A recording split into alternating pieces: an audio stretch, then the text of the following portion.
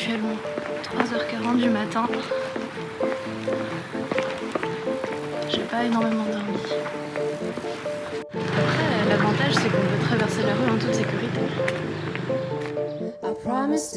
Le lever a été super violent, même les coqs n'étaient pas encore réveillés.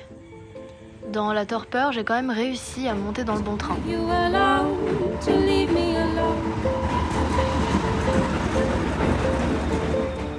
Entre deux somnolences, j'ai aperçu, entre mer et collines, à travers ponts et pierres, la forêt, les champs d'aloe vera, les rizières. J'hésitais à fermer les yeux pour ne pas manquer une miette.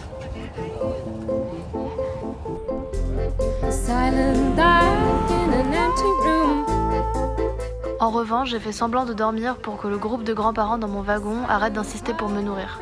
Oui, encore.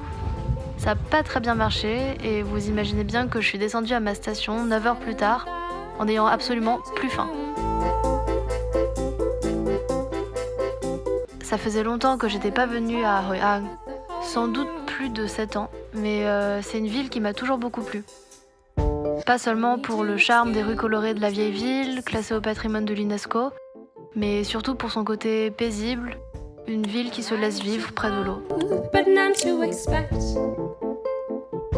Je profite d'avoir du temps pour faire les choses lentement, en traînant des heures et des heures dans les cafés, en savourant les moments de silence et le bruit des oiseaux.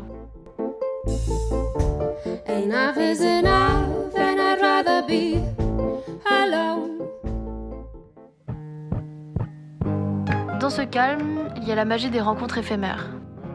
C'est comme ça que je me suis retrouvée assise sur un bout de trottoir avec deux copines de 50 ans qui voulaient juste taper la discute, que j'ai trouvé un chauffeur pour me ramener à la gare grâce à un monsieur assis à côté de moi à l'échoppe de bad mais végétarien, que je suis allée faire du vélo dans les champs à 6h du matin avec un très gentil officier de l'armée indienne, croisé par hasard la veille sur la plage.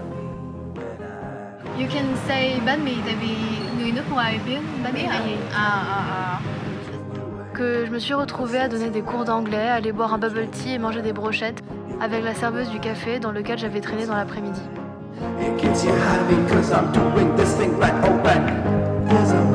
À chaque fois, on s'étonne un peu que je voyage seule. Les deux dames du trottoir trouvaient ça triste.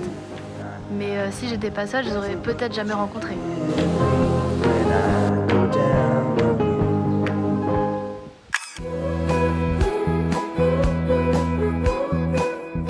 Après, bien sûr que c'est difficile, mais c'est parfois un peu méditatif de n'avoir que soi-même pour discuter. C'est presque apaisant de savoir qu'on sera que de passage.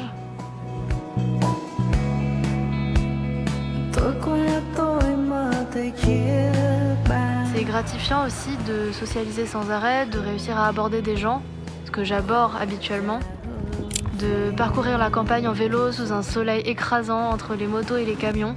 Quand il y a un an, j'osais à peine toucher un Vélib. Je me suis encore perdue, comme d'hab.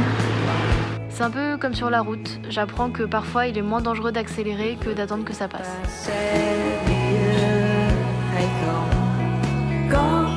Hoi An, c'est la ville des lanternes. Il y en a partout, sur les arbres et les boutiques.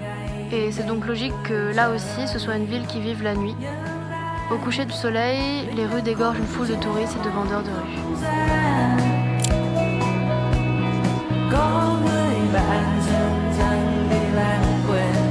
De ces quelques jours, je retiens surtout les images suivantes, solaires mais pas solitaires. Les paysages surtout, les rizières bercées par le soleil qui décline, la plage qui m'attend au bout d'un chemin pentu, et les inconnus croisés sur les rails et sur la route.